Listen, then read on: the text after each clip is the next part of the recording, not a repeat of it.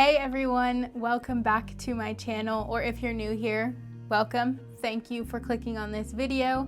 Today we are doing a spooktacular video. We are going to go through my favorite records to listen to on Halloween or leading up to Halloween. I think that these are records that anyone can enjoy on Halloween, even if you do not like to be the spookiest. So let's get into the video.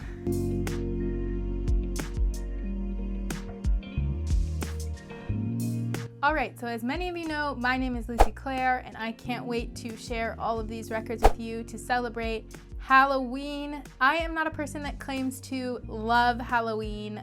It is not my favorite holiday, but I do love the magic and the fantasy of it, and I love myself a good Hocus Pocus screening. I also love candy. Shout out to Hershey's Company for making all of my favorite candy. So Halloween to me is all about the decorations and the music and the fun costumes. I love a good costume. This is how I'm going to celebrate on this video with you guys.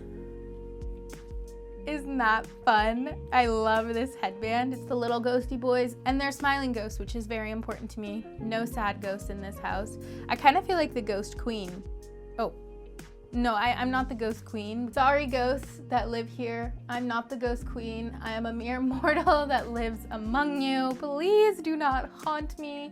Anyway, on with the video. So since I am not the most Halloween-y person, I thought I would share with you the records that I will be listening to up until Halloween and on Halloween so that you can widen the repertoire. I know a lot of people in the VC are horror movie lovers. They listen to all of the horror movie soundtracks that are super duper scary to me. I would be literally hiding in my closet all night if I listened to any of those soundtracks. In some of these, I know it's like a real stretch that they are in this list, but to me, they are the level of scary that I will allow myself to listen to. So for some of you, this may be like, why the heck is she listening to that record for Halloween? And I'll try my best to justify them to you. I am completely prepared. I've got my black sweatshirt on, my orange background, my ghosty boys. We're ready for this video, folks. We are ready. Before we start, let's go over to the record corner to learn our fun fact for this week. Welcome back to the record corner. This week, because we are ever so close to Halloween, I am going to do a spookier fact for all of you. Many of you may know the new genre, folk. Many of you may know the folk artist from the 70s, Harry Nilsson. He had an apartment right outside London that he allowed lots of other artists to stay in while they were performing in London. Mama Cass Elliot from the famous band The Mamas and the Papas took him up on this offer when she was performing at the Palladium. Unfortunately, this is where she had a heart attack and passed away in his apartment. Just 4 years after that sad event, Keith Moon, the eccentric drummer for the band The Who, overdosed on sedative drugs in that very same apartment. I don't know what Harry Nilsson decided to do with the apartment, but you could not pay me money to stay in that apartment. Let's get you back to look at some Halloween-y records. Now that I've got my ghoulish crown on and we are vibing, ready, let's just jump into the list. So first on the list is this bad boy, our good friend Frank Sinatra, Only the Lonely. It was released in 1973, and this is a Capitol Records reissue, I believe. If this cover doesn't scream Halloween, I don't know what does. This record was actually hiding over at my parents' house, and when I went to get it, my mom said, "Oh my God, that looks freaky." And I said, "You are correct, that's actually the point of the video that I'm doing, so I'm glad you think so." The funny thing is that the actual content of the record is classic Frank Sinatra. It's just that he looks absolutely terrifying on the cover, and that's why I included this. Also, it's terrifying to be lonely, so I feel like that's Halloween-y enough for the real world. Halloween adult style.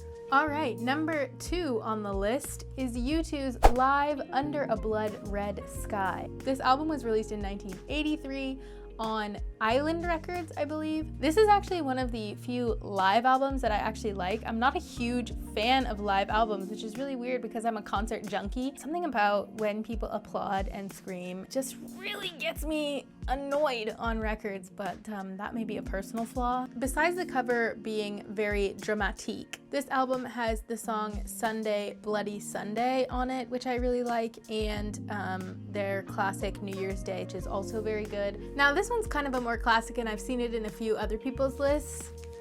Orson Welles' War of the Worlds, the radio reading. It's spooky, man.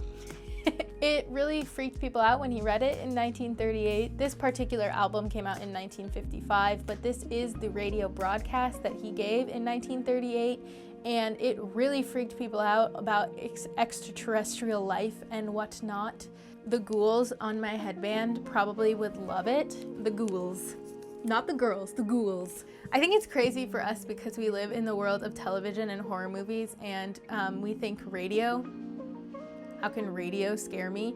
But it can. Fear of the radio is real. I actually think things are more scary when they don't show you the visuals, because I can laugh about horror movies. I cannot laugh about this. Okay, number 4 on the list is Killer on the Rampage by Eddy Grant. This album also came out in 1983, and it came out on Portrait Records, which is not a label that I know a lot about. So if you know about Portrait Records, please leave a comment down below. But this is an excellent album. This record is not available on Spotify, so those of you that like records, grab this up. Obviously, I picked it because the title is Killer on the Rampage, so duh, and that's that. The 5th album for all of you vinyl record folks is one that I've shown before, Walt Disney's Fantasia. I am not ashamed to say that this album freaks me out. The scene where he awakens all the brooms as the apprentice, I cannot with that scene. It is horrifying. This is how you know that I can't see horror movies, because I think that's horrifying. But this is the motion picture soundtrack for Fantasia. I have talked about it in a couple other videos, which I will link above. This particular version was released in 1982 on Buena Vista Records. If you were wanting some really symphonic, light-hearted spookiness, I would definitely spin this. Okay, the 6th record for you, because I can count on my fingers, is Brand New Lover by Dead or Alive. First of all, I feel like I shouldn't have to explain why this is on the list, because the album is by an artist who goes by Dead or Alive, and he looks dead or alive. Well, he looks dead, not alive. This was released in 1986 on not Reprise, that's Frank Sinatra's label. This was released in 1986 on Epic. What is more scary than a man with an 80s hairdo with white makeup riding in on a black stallion? It is definitely not spooky, but dead or alive. Dead or alive. That's all I have to say. Okay, number 7 on the list is Frank Sinatra's September of My Years. And yes, I know, it is not a Halloween record, it is not scary, it is not ghoulish, but you know what it is? It's really scary because it's about dying. For all of you that are unaware, September of My Years technically means that his life has come to the end. Most of the lyrics are centered around how old he is and how little time he has left. So if anything is Halloween-y, but you know what scares me even more than horror movies? Life. I barely can listen to this album because it is so freaking heartbreaking to listen to someone for like an hour talk about how much they miss being young. No thanks, Frank. I like that saying. No thanks, Frank. You get it. I know you get it. 7th on the list is Go West by the Village People. Now this album is super fun. It was released in 1979 on Casablanca.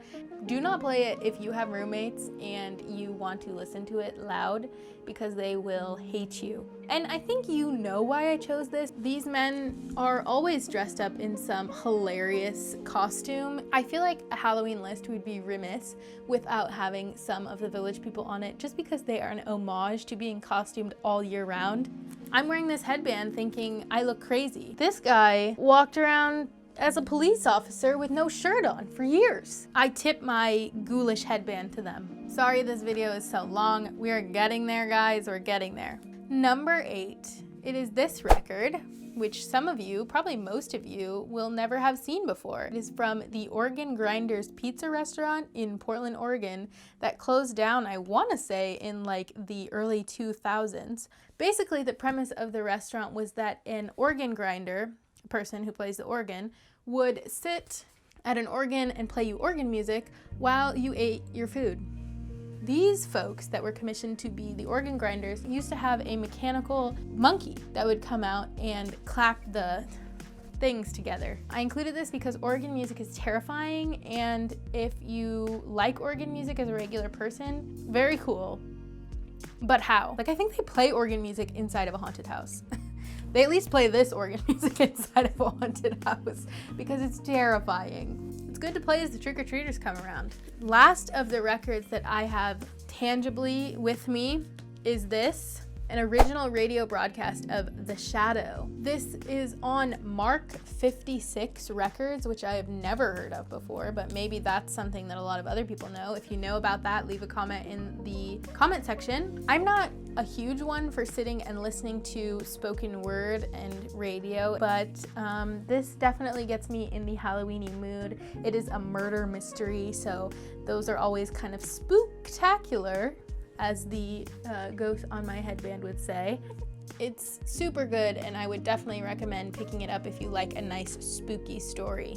Now for the records that I do not have with me physically, but I will listen to on this handy dandy device right there. I'm gonna listen to the Haunted Mansion album, which I'll put right here, by Walt Disney Records. It is all of the sounds of the Walt Disney's Haunted Mansion. I feel like I'm at the Haunted Mansion. That's the point of the record, you all will say, and yes, that's true. It reminds me so much because the other day, me and my roommates watched the Haunted Mansion with, what's his name? Eddy Murphy. That movie is so good. I would definitely recommend watching that, and Hocus Pocus, of course, but the Haunted Mansion is on Disney Plus. I will also be listening to the Ghostbusters movie soundtrack, which came out in 1984 on Arista Records, and it is just, I'm sure these guys are not big proponents of the Ghostbusters, but I sure am, and I cannot wait to blast that theme song.